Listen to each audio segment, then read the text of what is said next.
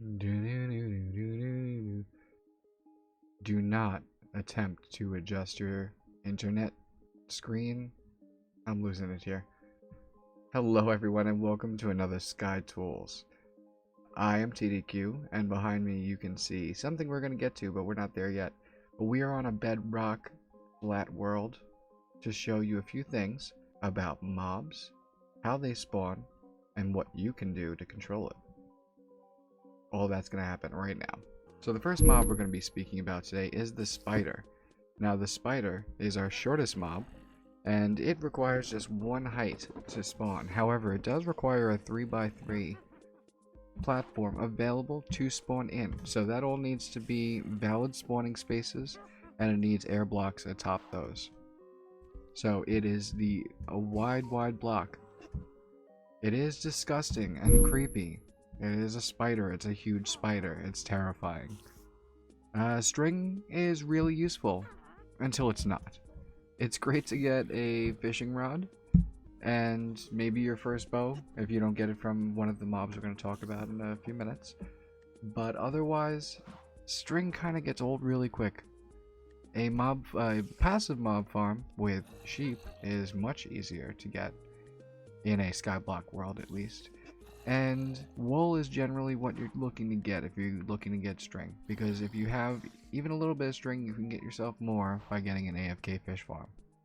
So spiders are useful, but plan to get rid of them later. Now the next mob on our list is the creeper, and it is a little taller than the spider at 1.75ish, I'm gonna say, and we're gonna talk about why that is in a second. But it's also a 1x1, so it can spawn on one block. Okay? But that block has to be at least 1.75 blocks above that of air. The creeper is highly explosive. You don't want him to be able to see you. I have glass in front of me right now, so he cannot see me, thankfully. But he does not burn in the sunlight, so he can just hang out once he spawned. But he can only spawn in a light level of 7 or less. So what's good about the creeper? Gunpowder, baby. Gunpowder is useful late game. It is great for TNT. It is great for rockets, so you can use your elytra more effectively. Creepers are useful. Creepers are not what you're really looking for in a general mob farm. It is a byproduct. This is something that you're most likely going to want to create its own farm for later on. We're not going to go over that in this video, but that is something to think about later on. Now, that trapdoor is all you can add above a creeper to get it to spawn.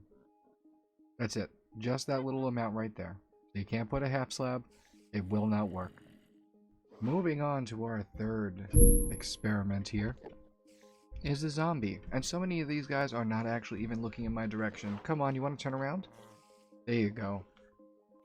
Now zombies also can spawn at a 1x1. But it does have to be 2 full blocks high. Okay? So no trickery like the creeper here. It does have to be 2 blocks high. They spawn in light level 7 or less. But sunlight does burn these guys. Okay, so if you are looking to keep them for any reason, you do want to get a block above them. And a transparent one like glass is not going to work. They do occasionally spawn in with some armor, which does make them a little tougher, depending on what the enchantment is. Now the good thing about these guys, if you're not in a Skyblock world, or if you don't have certain data packs on, is villagers. This is a great villager acquisition opportunity, because I believe there's a 10% chance that these guys will spawn as a zombie villager, which you can then go and heal with a golden apple and a potion of weakness. In addition, the zombie can also drop one of 3 rare drops. So they can either drop carrots, potatoes, both of which are great foods, great to breed villagers with, and just great to eat in general.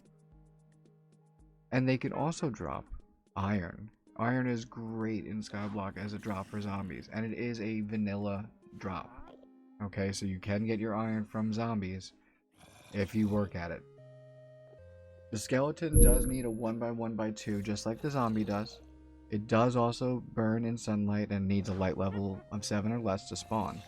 This guy also will have occasional armor, so his bow may be enchanted, as well as the armor that he's wearing will be enchanted. For both of these, this actually means that sometimes they'll get feather falling, so if you are going to do something like I'm going to show you later, you may want to think about that in regard to the height you want to drop them from. 2 opportunities from these guys besides the occasional armor: bows and bone meal. Now, the bows, like I said, can be enchanted sometimes, and bone meal is fantastic. It's fantastic for all of your crops, which you can then breed your animals with. It's very useful, and will be useful to you later on. Okay, now probably our most rare specimen here is the witch. Now, the witch does require a 1x1x2, just like the zombie and the skeleton. It is, as I said, super rare. On top of that, fire will not kill this thing. You do need a very, very high fall, or some sort of combination of things that she can't heal herself with potions from. Sunlight will not kill her. She does indeed like the sunshine. But with her drops and with her kills, you get redstone and glowstone, which are pretty amazing if you don't have any villagers. If you have villagers, of course, it's pretty easy to get those things if you work at it a little bit. So, she's super rare. You don't really want to rely on her for your redstone and your glowstone needs, but it's there if you need it.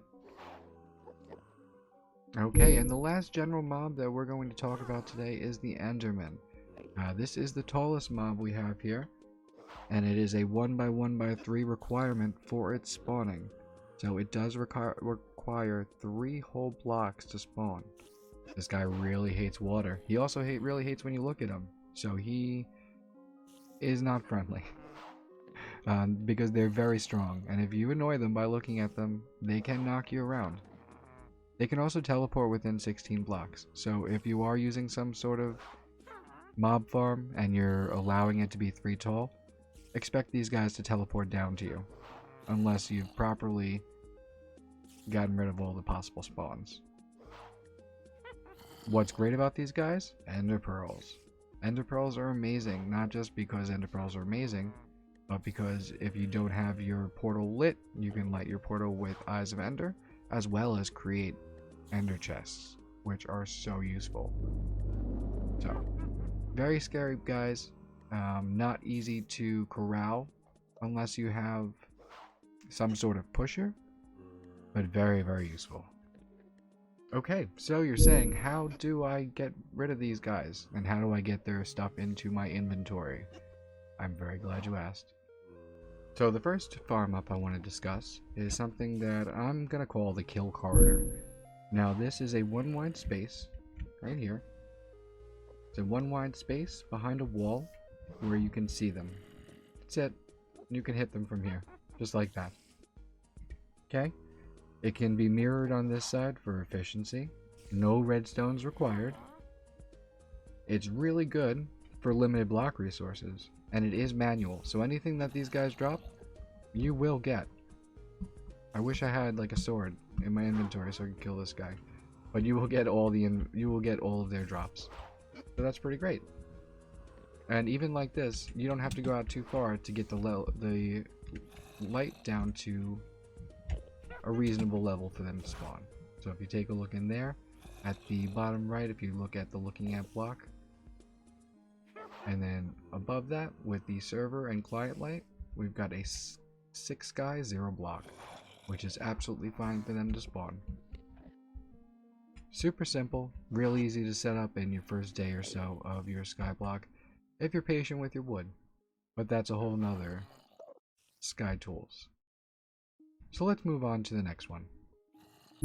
Okay, so here we have a pathing drop farm. Basically what's happening here is it's just a platform, just a simple platform, but it's all slabs. Everything is slabs except for this stuff right back here, which are solid blocks. Now for some wacky reason, mobs in this game like to path to solid blocks. So eventually what they will do is they will path right over here and they will... Can I not? Come on, thank you. And they will fall down here, from where I will kill them. And that's just going to happen naturally. And I can stand there, and I can wait around. I can put a cover on this to stop Enderman from spawning, and to make sure that it's useful during the day. All of these, in fact, will have covers on them if you're going to use them during the day as well. And to keep things contained. Spiders, especially if you're spawning spiders, you want that cover so that they're not crawling out and trying to attack you. But you can just stand here and swipe away at anything that is there. Super simple. Again, no redstone required for this. And it is manual. So you get all of the player drops. That means if you're gonna get zombies, you can get the iron, which is amazing. Now this one, you do have to plan for spiders. They are gonna clog this up if you're using a 1 wide, unless you put down blocks. Can I put down blocks? So you have to put down, and you would generally use half slabs for this, but you want to make sure that you block up all of the 3x3s. You don't want any 3x3s available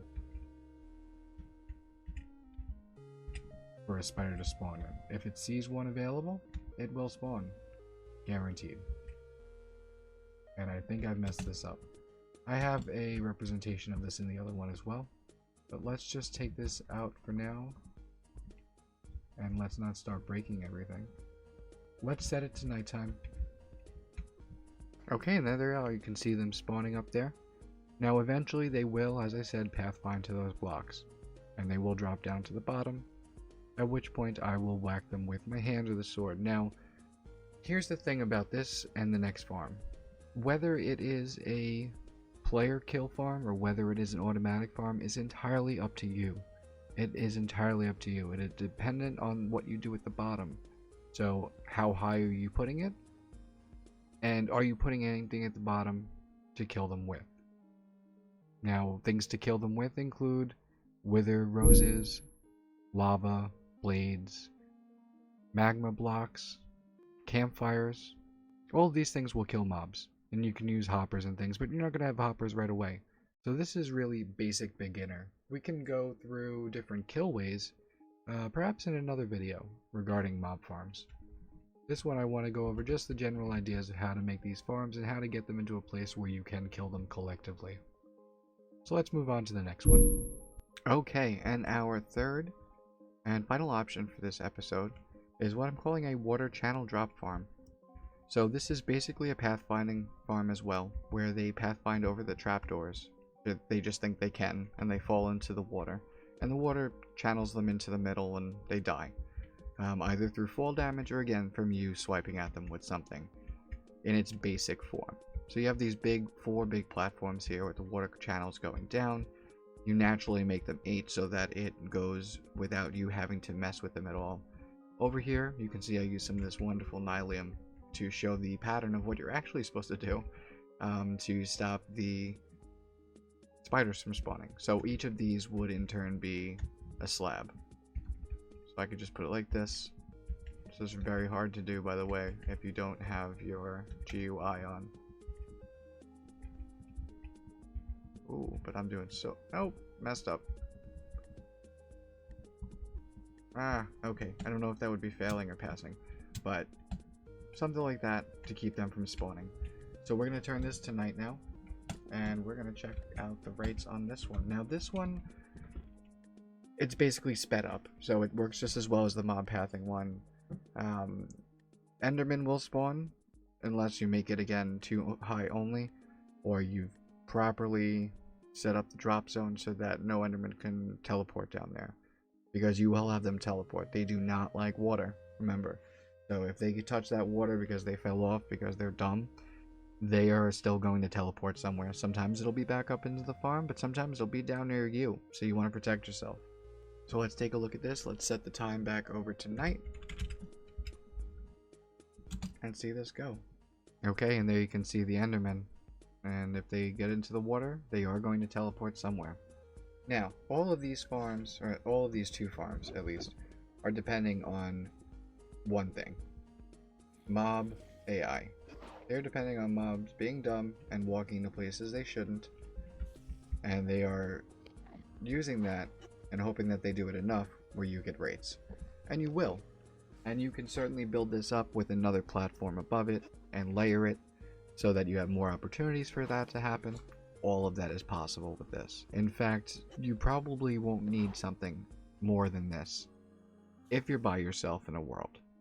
If you're by yourself in a Skyblock world, it's hard to even process the stuff you get from something like this. Now, as I said, there are more advanced ways to go about this. There are water blockades that kind of come out at a timed rate using redstone and using boats and using droppers and using pistons and all different types of things. But this will get you started. This is a good place to end it. With the stars, I love that. Hello, stars. So, look to the stars, guys. Anything is possible. Mobs are definitely farmable, and they're easily understood. I hope you all enjoyed this. If you did, please don't forget to hit that like button. Subscribe if you really liked it, and don't forget to hit that notifications so you don't miss out on other videos such as my Skyblock videos and my survival world. But thank you for watching. Take care. Goodbye.